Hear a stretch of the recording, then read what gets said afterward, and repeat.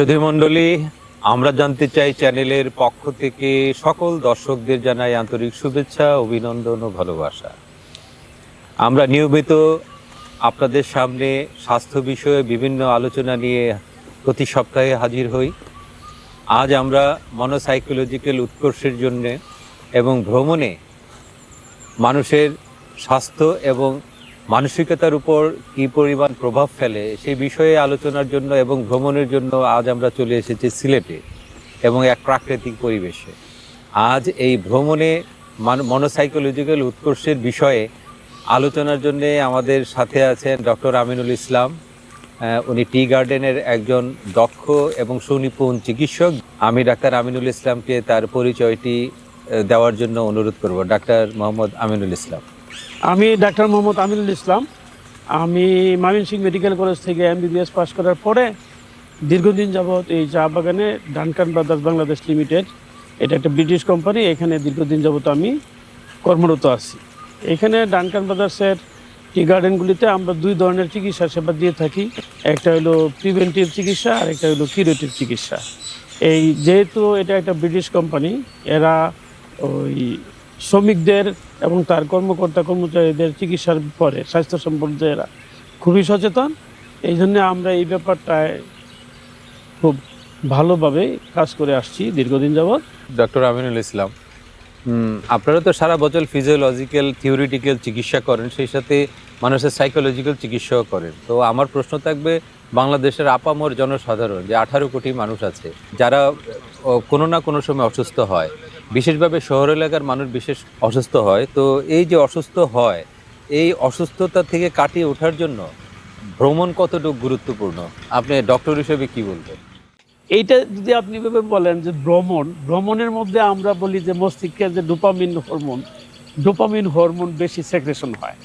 Dopamine hormone বেশি secretion হইলে তার যেটা হয় সিএনএস স্টিমুল্যান্ট হয়, অটোমেটিক্যালি তার কিছু চেইন রিঅ্যাকশন হয়। চেইন রিঅ্যাকশনে তার বডির একটা মেটাবলিক চেঞ্জ হয়। এই চেঞ্জ হলে তার একটা পরিবর্তন অটোমেটিক্যালি হয়। যার জন্যে যদি আপনি এই 3 মাস 6 মাস অন্তর একবার অন্তত 7 দিন বা 14 দিন আপনি যদি এরকম খোলামেলা এলাকায় থাকতে পারেন, তাহলে আপনার শরীরের একটা ভালো পরিবর্তন এমনিতেই হবে।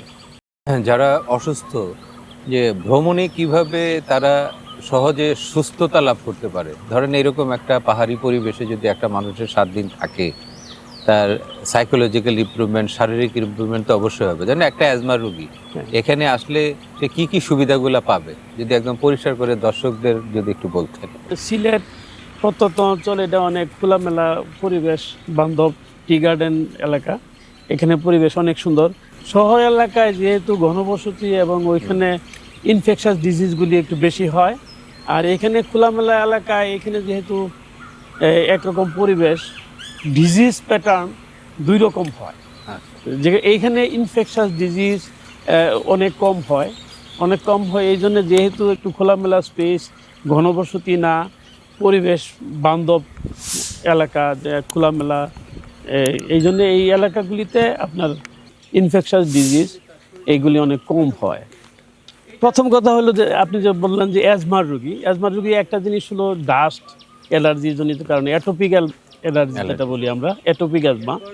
এইটা এখানে খুবই রেয়ার, কারণ যেহেতু এখানে পরিবেশটাই আপনার সবুজে ঘেরা, এখানে ইন্ডাস্ট্রিয়ালাইজেশন খুবই কম, এখানে অ্যাজমা রোগীদের অ্যাটোপিক অ্যালার্জি যেহেতু কম, এই জন্যে এইসব এলাকায় অ্যাটোপিক অ্যাজমার পেশেন্টও খুবই কম। আর যেহেতু এইসব এলাকায় যারা খোলামেলা থাকে, এরা কায়িক পরিশ্রম বেশি করে, বিশেষ করে টি গার্ডেন্সের এলাকায় এরা তো ফিজিক্যাল ওয়ার্ক অনেক বেশি করে, এই জন্য এদের হার্ট ডিজিজও তুলনামূলকভাবে অনেক কম। যে একটা সুস্থ মানুষের প্রতিদিন কমপক্ষে 40 মিনিট থেকে 1 ঘন্টা তার হাঁটা জরুরি, মাস্ট। বাট এইখানকার এলাকায় অটোমেটিক্যালি তাদের এই হাঁটা এবং এক্সারসাইজ হয়ে যায়, যেহেতু তারা মানে ফিজিক্যাল কাজগুলি করে টি গার্ডেন্সের জব। এই জন্যে আমরা এখানে অ্যাজমা এবং হার্ট ডিজিজের রুগী খুবই কম পাই। হাইপার টেনশন আছে, এরা পানির সাথে লবণ পানি বেশি খায় এই এলাকার মানুষ, এই জন্যে এদের হাইপার টেনশন, উচ্চ রক্তচাপের রুগী বেশি, কিন্তু তুলনামূলকভাবে হার্ট ডিজিজের পেশেন্ট অনেক কম।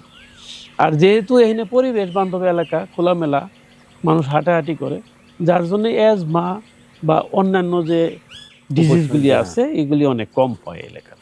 আচ্ছা, বডি ইমিউনিটি আপগ্রেডেশনে কেমন প্রভাব ফেলে? ইমিউনিটি যদি বাড়াইতে হয়, আমরা তো খাওয়া দাওয়া করি। ইমিউনিটি যদি বাড়াইতে হয় তাহলে আমরা বলবো বাংলাদেশের মানুষ আমরা যারা, আমাদের তো খাবারের প্যাটার্নটাই একটু ডিফারেন্ট। যেমন আমরা কার্বোহাইড্রেটের পরিমাণ আমরা বেশি খাই। আমাদের যে নর্মাল ফুড, এই ফুডের মধ্যে আমরা 60 থেকে 80%, 60 থেকে 80% আমরা খাই কার্বোহাইড্রেট, 10 to 15% আমরা খাই প্রোটিন, আর 5% আমরা খাই ফ্যাট। কিন্তু আপনি যদি শরীরের ইমিউনিটি বাড়াইতে চান তাহলে আপনাকে প্রোটিন ইনটেক, মাছ, বাড়াইতে মাংস, হবে। ডিম, ডাল, এইটা আপনাকে বাড়াইতে হবে। আমাদের খাবার প্যাটার্ন চেঞ্জ করতে হবে। আমরা যে কার্বোহাইড্রেটের পরিমাণ বেশি খাই, এইটা থেকে আমাদের আস্তে আস্তে আস্তে আস্তে বাইর হয়ে আসতে হবে। ইউরোপিয়ান কান্ট্রি ওরা কিন্তু কার্বোহাইড্রেটের পরিমাণ কম খায়, ওরা প্রোটিন এবং ফ্যাট ফ্যাট বেশি খায়, যার জন্য অটোমেটিক্যালি তারা তাদের বডি ইমিউনিটি অনেক বেশি খায়। আমাদের এই খাবারের প্যাটার্ন আমাদেরকে আস্তে আস্তে চেঞ্জ করতে হবে। আরেকটা বিষয় আছে, আপনার ফিজিওলজিক্যাল অসুস্থতা তো থাকেই, সেই সাথে মানুষের মানসিক অসুস্থতাও থাকে প্রচুর, যেমন সোশ্যাল ফোবিয়া, প্রফেশনাল ফোবিয়া, মানুষ বিভিন্ন অ্যাংজাইটিতে থাকে।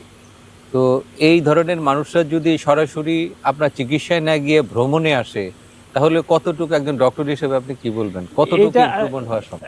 ডাক্তার হিসেবে না বলে আমি যদি ইন জেনারেল বলি, তাহলে পরিবেশ, একটা মানুষ যখন একটা এনভায়রনমেন্টে থাকে, একটা এনভায়রনমেন্টে সে চাকরি করে, তার ফ্যামিলি লাইফ আছে, এখান থেকে যখন সে চেঞ্জ হলেই তার বডি অটোমেটিক্যালি, তার শরীরের কিছু মেটাবলিক চেঞ্জ হয়।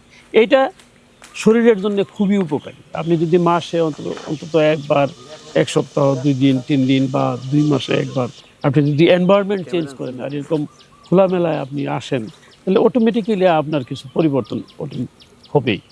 এটা স্বাস্থ্যের জন্য খুবই ভালো। আরেকটা সমস্যা আছে আমাদের দেশে, আমাদের নর্মালি আমরা যদি ব্লাড টেস্ট করি তো দেখা যায় যে আমাদের ম্যাক্সিমামই বাঙালি, যেহেতু খুব ভাতপ্রিয় জাতি, তাদের ফ্যাটি লিভারের পরিমাণই বেশি। এই ফ্যাটি লিভারের কারণে তো শরীরে বিভিন্ন ধরনের রোগ হচ্ছে। তো এই ফ্যাটি লিভার থেকে বাঁচতে হলে আসলে কি করা উচিত? ফ্যাটি লিভার থেকে যদি আপনি বাঁচতে চান তাহলে আমরা বলি modification of lifestyle, this is very important. Modification of lifestyle মানে আহামরি কিছু না, আপনি যেভাবে চলাফেরা করতেছেন, যে খাওয়ার প্যাটার্ন আমরা বললাম একটু আগে, যে আপনি যে খাবারের পরে যে আমরা সিস্টেম, এটা আপনি একটু চেঞ্জ করতে পারেন। আপনি সবজি একটু বেশি করে খাবেন, আপনি ফল প্রতিদিন খাবারের সাথে কিছু না কিছু ন্যাচারাল ফল, যেটা আমাদের, এটা এমন না যে খুবই এক্সপেন্সিভ হইতে হবে, যে কোনো ন্যাচারাল ফল আপনি একটু রাখলেন, আপনি কার্বোহাইড্রেটের পরিমাণ কমাইলেন, প্রোটিন পরিমিত রাখলেন, সবজি, আর রেগুলার আপনাকে প্রতিদিন 40 মিনিট থেকে 1 ঘন্টা মিনিমাম আপনাকে হাঁটা বা এক্সারসাইজ করতে হবে। তাহলে দেখবেন আস্তে আস্তে আস্তে আস্তে আপনার এই ফ্যাটি লিভার থেকে আপনি এসকেপ পেতে পারেন। এক কথায় যদি বলি তাহলে modification of lifestyle is very important. আচ্ছা, এটা কি আমরা এইভাবে বলতে পারি, ডিটক্সিফিকেশন অফ ব্লাড বা লিভারের মাধ্যমে তো ডিটক্সিফিকেশন হয়, আমাদের স্কিনের মাধ্যমে হয়, আমাদের অন্যান্য বিভিন্ন অর্গানের মধ্যে ডিটক্সিফিকেশন হয়। তো ডিটক্সিফিকেশনের জন্য কি আপনার ন্যাচারাল পরিবেশে খুব হাঁটাহাঁটি বা ব্যায়াম করা কি উত্তম কিনা? অবশ্যই উত্তম। আপনি হাঁটাহাঁটি উত্তম, আর ন্যাচারাল পরিবেশে যদি আপনি হাঁটাহাঁটি করছেন তাহলে আপনি ন্যাচারাল যে বাতাস, পিওর বাতাস আপনি পাচ্ছেন, আপনি ডাস্ট, ধুলাবালি, আপনি ফ্রি বাতাস পাচ্ছেন, এটা পরিবেশের জন্য খুবই ইম্পর্ট্যান্ট। প্লাস খাবারটাও আমরা বলি যে আমার ন্যাচারাল ফুড, সবজি, আপনি ঢাকা বা বিভিন্ন শহর এলাকায়, আর্বান এলাকায় যেসব খাবার, এগুলি তো অনেক সময় আমাদের বাংলাদেশে খাবারের যে প্রিজারভেটিভস থাকে, এগুলি স্বাস্থ্যসম্মত না। আপনি যদি পেরিফেরাল এলাকায় থাকেন, আপনি ন্যাচারাল এবং আপনি ন্যাচারাল ফুড আপনি পাচ্ছেন। এর সবজিটাও আপনি পাবেন গ্রামের, আপনার ন্যাচারাল সবজি, কলা যদি আপনি চান, এখানে আপনি খুবই, আমি একটা উদাহরণ দিলাম আপনাকে, সব কিছু এখানে আপনি ন্যাচারাল খাবার আপনি পাবেন, যেটা স্বাস্থ্যের জন্য খুবই আপনার উপকারী। সেটার সাথে আমি আরেকটা যোগ করতে পারি, সেটা হচ্ছে আপনার ন্যাচারাল খুব তাজা এখানে মাছ পাওয়া যায়, মাছ যেটা পাওয়া যায়, প্রোটিনের এখানে নদীর একটা মাছ পাওয়া যায়। বিরাট অংশ আমাদের কভার করে বাঙালিদের। আপনি ফিশ প্রোটিন, fish এই protein। বিশেষ করে সিলেট এলাকায় আপনাদের প্রচুর হাওর এলাকা, এখানে প্রচুর ন্যাচারাল মাছ আপনার অ্যাভেলেবল এখানে এই এলাকায় খুব পাওয়া যায়। আপনি এই এলাকায় আসলে অবশ্যই আপনি এই হাকালুকি হাওর, আপনি এখানে মাছের জন্য বিখ্যাত। আপনি আচ্ছা আচ্ছা। তো আমার আরেকটা খুব, যদিও আপনার ডাক্তারি প্রফেশনের বাইরের কথা, তবে একটা ফুড নিয়ে আমার একটা প্রশ্ন ছিল। সেটা হচ্ছে এই যে আমরা টি গার্ডেনে আসলাম, এই যে চা, জি চা খুবই সুস্বাদু চা, এবং চায়ের যে কালার একদম দেখার মতো। তো আমার বক্তব্য যে এই চায়ের কিন্তু অনেকগুলো ঔষধি গুণ আছে, আপনি যদি চায়ের কিছু ঔষধি গুণ দর্শকদের বলতেন। আর চা এটা এমন একটা পানীয় পৃথিবীতে যে এইটা খুবই সুস্বাদু, এবং এটার মধ্যে যে পরিমাণ অ্যান্টিঅক্সিডেন্ট আছে এটা শরীরের রোগ প্রতিরোধ ক্ষমতা অনেক বৃদ্ধি করে। যার জন্য দেখা যায় যে চা বাগানের সাধারণ শ্রমিকরা এরাও কিন্তু চায়ের পানি খায়। আচ্ছা আচ্ছা। ন্যাচারাল সব কাঁচা পাতার পানি, হ্যাঁ কাঁচা পাতার পানি খায়, যেটা খুবই অ্যান্টিঅক্সিডেন্ট পূর্ণ থাকে, এবং এই জন্য এদের রোগবালাই কিন্তু অনেক কম হয়। আচ্ছা, এরা দেখবেন যে এদের তো ফ্যাট টেটে তো থাকে না, খাওয়া দাওয়ার মানে তো ইয়ে না, বাট তাদের ডিজিজ সেই তুলনায় অনেক কম হয়। এবং এটার একটা কারণ হতে পারে যে তারা ন্যাচারাল টি, যেটা অ্যান্টিঅক্সিডেন্ট, এটা তারা প্রচুর পরিমাণে। আপনি কি বলছেন এই টি মানে র টি খাওয়ার জন্য? অন্তত আমরা লাল চা যেটা বলি আর কি, বা রং চা যেটা বলি, আপনারা যেটা চা খাবেন দুধ এবং চিনি না মিশাইলেই ভালো, সবচেয়ে ভালো। হ্যাঁ হ্যাঁ, এখন বলা হচ্ছে দুধ মিশাইলে চায়ের অ্যান্টিঅক্সিডেন্টের গুণগত মান এটা অনেকটা কমে যায়। উনি বলেছেন যে আপনার রেড টি খাওয়ার জন্য, রেড টি সারা পৃথিবীতেই সকলেই খায়, কিন্তু অবশ্যই সুগার এবং মিল্ক বাদ দিয়ে। কারণ মিল্কের মধ্যে আপনার ক্যাসিন প্রোটিন থাকে এবং চায়ের মধ্যে ফ্ল্যাভিনয়েড থাকে। এই দুটো যদি একত্রিত হয় তাহলে এটা বিষ হয়ে যায়।